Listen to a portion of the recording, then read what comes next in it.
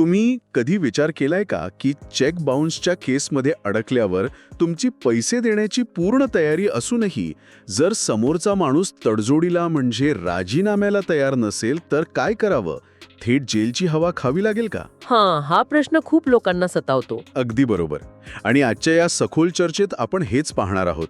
आज आपण 2025-26 मधील सर्वोच्च न्यायालयाचा एक ऐतिहासिक निकाल, चेक बाउन्स केसमध्ये राजीनामा करण्यासाठीचे महत्त्वाचे 4 टप्पे आणि 0% दंड भरून केस कशी संपवायची यावर बोलणार आहोत. नक्कीच. आणि समोरची व्यक्ती ऐकतच नसेल तर न्यायालय तुम्हाला जेलमध्ये जाण्यापासून कसं वाचवू शकतं हे सुद्धा सांगणार आहोत. आणि हो, अशीच उपयुक्त माहिती तुम्हाला हवी असेल तर आपला महसूलशाही चॅनल लगेच सबस्क्राईब करा आणि हा व्हिडिओ शेवटपर्यंत बघा, कारण मध्येच आपण एक महत्त्वाचा विषय आणि त्याची स्टेप बाय स्टेप माहिती देणार आहोत जी तुम्हाला खूप उपयोगी पडेल. चला तर मग कायद्याचं आणि तुमच्या फायद्याचं बोलूयात. हो, सुरुवात करूया.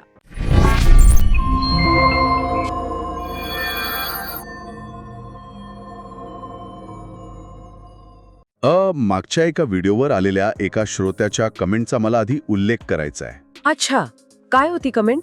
एका प्रेक्षकाने विचारलं होतं की चेक बाउन्सच्या केसेस 5-5 वर्ष चालतात आणि वकिलांची फी काही सामान्य माणसाला परवडत नाही. खरं, सामान्य माणसाला तो खर्च पेलवत नाही. मग मला सांगा, कोर्टात या केसेसचा इतका गुंता का होतो? साध्या पैशांच्या देवाणघेवाणीचा विषय इतका का ताणला जातो? बघा, या प्रश्नाचं मूळ शोधायचं असेल ना तर थोडं इतिहासात जावं लागेल. माझ्या अनुभवातनं सांगते. निगोशिएबल इन्स्ट्रुमेंट्स ॲक्टच्या म्हणजे कलम 138 नुसार ज्या केसेस दाखल होतात त्या मुळात कोणाला तरी थेट जेलमध्ये टाकण्यासाठी बनवलेल्याच नव्हत्या.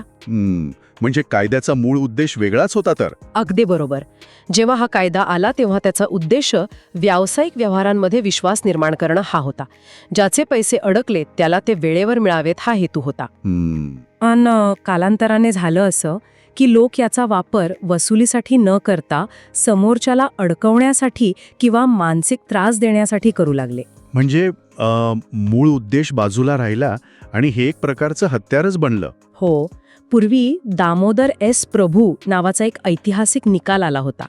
त्यात न्यायालयाने सेटलमेंट म्हणजे राजीनामा वाढावा म्हणून खूप प्रयत्न केले होते. पण तरीही केसेस प्रलंबित राहण्याचं प्रमाण काही कमी होत नव्हतं. अच्छा. आणि इथे तुम्हाला एक फॅक्ट सांगते.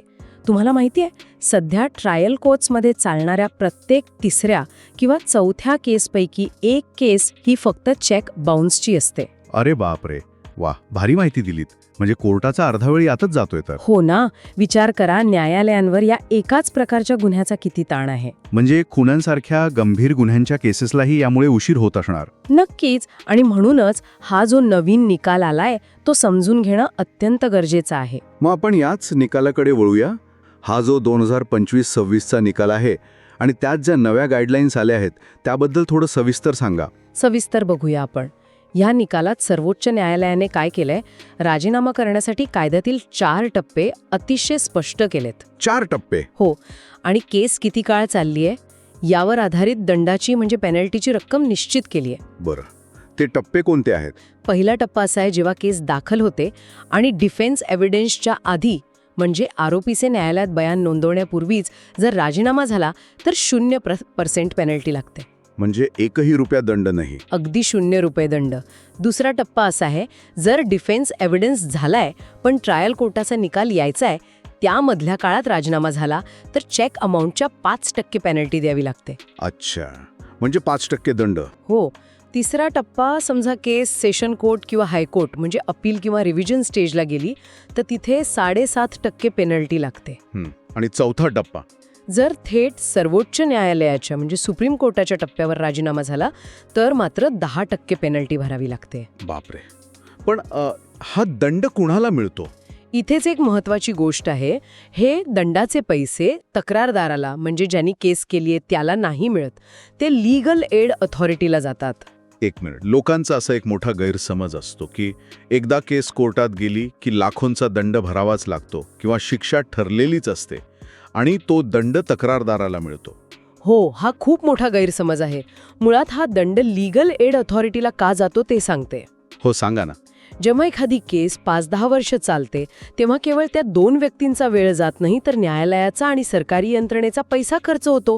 जर आरोपीला पैसे द्यायचेच होते तर त्यांनी 5 वर्ष का वाया घालवली? अगदी लॉजिकल आहे. म्हणून हा जो दंड आहे तो न्यायव्यवस्थेचा वेळ वाया घालवल्याबद्दल आहे आणि तो पैसा समाजातील इतर गरीब लोकांना मोफत कायदेशीर मदत देण्यासाठी वापरला जातो.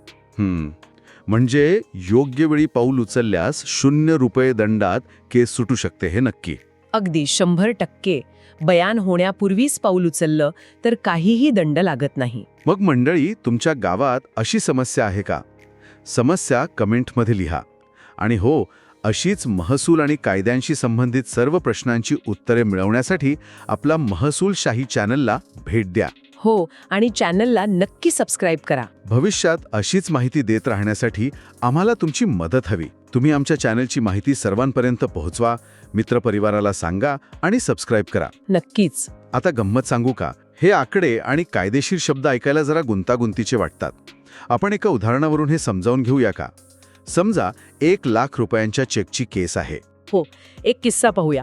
समजा 1 लाखाचा चेक बाउन्स झालाय. पहिल्या टप्प्यात म्हणजे बयान होण्यापूर्वी जर राजीनामा झाला तर फक्त तो 1 लाख रुपयांचा मूळ पैसा द्यायचा. न्यायालयीन दंड पूर्णपणे 0. भारी. पण समजा न्यायालयात बयान झाले आणि निकाल यायच्या आधी राजीनामा ठरला तर 1 लाख रुपये समोरच्याला द्यायचे आणि वर 5% म्हणजे 5,000 रुपये दंड लीगल एड अथॉरिटीला द्यायचा. अच्छा, म्हणजे 1,05,000 रुपये. हो. तसंच हायकोर्टात केस गेली असेल तर 7.5% नुसार 7,500 रुपये दंड. आणि सुप्रीम कोर्टात? तिथे 10% नुसार 10,000 रुपये दंड भरावा लागेल. हे स्पष्ट आहे. पण अशा वेळी प्रक्रियेत अडकू नये म्हणून कोणती खबरदारी घ्यावी याची काही स्टेप बाय स्टेप चेकलिस्ट देता येईल का? नक्कीच. ही चेकलिस्ट खूप महत्वाची आहे. पहिली स्टेप, नोटीस मिळताच म्हणजे पहिल्यांदा लीगल नोटीस आल्यावर लगेच वकिलांचा सल्ला घ्या. दुर्लक्ष करायचं नाही. अजिबात नाही. दुसरी स्टेप, वेळेवर निर्णय. डिफेन्स एव्हिडन्स म्हणजे तुमचे बयान नोंदवण्यापूर्वीच तडजोडीचा म्हणजे राजीनाम्याचा विचार पक्का करा. तिसरी स्टेप, रक्कम भरणे. चेकची मूळ रक्कम तक्रारदाराला द्या आणि ठरलेला दंड लीगल एड अथॉरिटीमध्ये जमा करा. आणि शेवटची स्टेप, केस बंद करणे. केवळ बाहेर पैसे देऊन थांबू नका, तर कोर्टासमोर ही पावती सादर करून कायदेशीररित्या केस कायमची बंद करून घ्या. हे लक्षात ठेवा, म्हणजे पुढे अडचण येणार नाही. हे लक्षात ठेवलं तर पुढे मोठा फायदा होईल. पण आता एक अत्यंत महत्वाचा आणि वेगळा प्रश्न मला तुम्हाला विचारायचा आहे. विचारा की. समजा आरोपी पैसे द्यायला तयार आहे. तो म्हणतोय घ्या तुमचे पैसे. पण तक्रारदार म्हणतोय की मला कोर्टाचा खर्च, 5 वर्षांचा वकिलांचा खर्च आणि मानसिक त्रासाचे पैसे पण हवेत. थोडक्यात तो राजीनामा करतच नसेल तर? हां, इथेच तर सर्वोच्च न्यायालयाच्या या जजमेंटचा खरा मास्टर स्ट्रोक आहे. Master stroke? हो, कारण कोर्ट तक्रारदाराची अशी मनमानी खपवून घेणार नाही. कोर्ट आरोपीला एक वेगळा मार्ग सुचवेल. अच्छा. कोर्ट म्हणेल की तू तुझा गुन्हा कबूल कर, म्हणजे प्लीड गिल्टी कर. 1 मिनिट, गुन्हा कबूल कर, मग तर कोर्ट त्याला थेट जेलमध्येच टाकेल ना? नाही, इथेच तर ट्विस्ट आहे. कोर्ट शिक्षा सुनावेल पण आरोपीला जेलमध्ये पाठवणार नाही. जबर. हे कसं शक्य आहे? इथे प्रोबेशन ऑफ ऑफेंडर ऍक्टचे कलम 4 आणि कलम 12 वापरले जाते. Probation of offender act? हो. याचा फायदा देऊन कोर्ट आरोपीला चांगल्या वर्तणुकीच्या अटीवर सोडून देते. आणि तुम्हाला एक फॅक्ट सांगते, चेक बाउन्सच्या इतिहासामध्ये म्हणजे कलम 138च्या केसेसमध्ये प्रोबेशन ऑफ ऑफेंडर ऍक्टचा वापर राजीनाम्यासाठी करण्याची ही पहिलीच वेळ आहे. क्या बात आहे. हे खरंच खूप मोठं आणि दिलासादायक आहे. हो, जे लोक खऱ्या अर्थाने पैसे द्यायला तयार आहेत त्यांना ब्लॅकमेलिंगचा बळी पडावं लागणार नाही. मग मंडळी, ही टीप ऐकल्यानंतर तुम्ही तडजोडीचा विचार करणार का? तुम्ही याबाबत कधी विचार केला आहे का? कॉमेंट सेक्शनमध्ये सांगा. लाईक करायला आणि शेअर करायला विसरू नका. हो, तुमचा अभिप्राय खूप महत्वाचा आहे. आणि हो, आपला महसूलशाही चॅनल आत्ताच सबस्क्राईब करा. नक्की करा. पण एक सांगा, आपण आता थोडा वेगळा विचार करूया. जर 5 वर्ष केस चालली असेल तर त्या तक्रारदाराच्या व्याजाचं आणि वकिलांच्या फीचं काय? त्याचं तर नुकसानच झालं ना?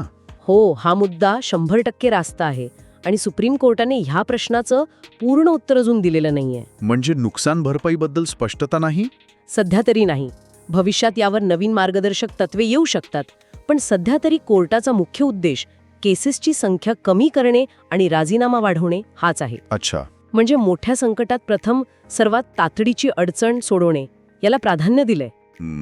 पण यात लोकांचा असा एक गैरसमज होऊ शकतो की प्रोबेशन ऑफ ऑफेंडर ॲक्ट म्हणजे गुन्हेगाराला कोर्टाने दिलेली पूर्ण माफी किंवा क्लीन चिट आहे. नाही, हा खूप चुकीचा समज आहे. ही पूर्ण माफी नाहीये, तर ती एक रिफॉर्मेटिव्ह म्हणजे सुधारणावादी अप्रोच आहे. म्हणजे संधी दिली जाते. अगदी बरोबर. नव्या गुन्हेगाराला थेट जेलमध्ये न टाकता सुधारण्याची संधी दिली जाते. जर त्याने पुन्हा गुन्हा केला तर जुन्या गुन्ह्याचीही शिक्षा भोगावी लागेल. खूपच छान आणि सविस्तर माहिती दिलीत तुम्ही. धन्यवाद. म्हणजे आज आपण पाहिलं की राजीनामा करण्यासाठीचे 4 टप्पे कोणते आहेत, दंडाची टक्केवारी कशी बदलते आणि प्रोबेशन ऑफ ऑफेंडर ॲक्टचा तो जादुई फायदा कसा मिळतो. हो, आणि मला शेवटी एकच सांगायचंय. हो, सांगा ना. बघा, सरकार योजना आणते आणि कायदे बनवते, पण खरी ताकद तुमच्या हक्कासाठी जागरूक राहण्यात आहे. कायद्याची माहिती हेच तुमचे सर्वात मोठे हत्यार आहे. अगदी खरंय. आणि तुम्हाला यापुढेही महसूल आणि कायद्यांबाबत सोप्या भाषेत मार्गदर्शन हवंय तर मग आपला चॅनल तुमच्यासाठीच आहे. हो, मग आपला महसूलशाही यूट्यूब चॅनल नक्की सबस्क्राईब करा. आणि बेल आयकॉनही दाबा. पुढील भागात तुम्हाला कोणता विषय हवाय ते कमेंट करून नक्की सांगा. तुमच्या सूचनांची आम्ही वाट पाहत आहोत. आणि हो, खाली दिलेल्या लिंकवरून आपल्या व्हॉट्सॲप व टेलिग्राम ग्रुपमध्ये सामील व्हा. तिथेही आपण चर्चा करू शकतो. हा व्हिडिओ आपल्या मित्रांना गावातल्या व्हॉट्सॲप ग्रुपमध्ये जरूर फॉरवर्ड करा, जेणेकरून माहिती सर्वांपर्यंत पोहोचेल. आपणही कुणाची तरी मदत करून आशीर्वाद कमवा. नक्की शेअर करा. व्हिडिओ आठवणीने इतरांनाही जरूर शेअर करा, कारण महसूलशाही ज्यातून ज्ञानाची मोफत नदी वाहते आणि प्रत्येक गरजू व्यक्तीपर्यंत पोहोचते. अगदी बरोबर. आणि आम्हाला विश्वास आहे की ज्ञान हे प्रत्येकाचा हक्क आहे. आज इथेच थांबूया. लवकरच भेटू पुढील भागात. धन्यवाद. जय महाराष्ट्र. जय महाराष्ट्र.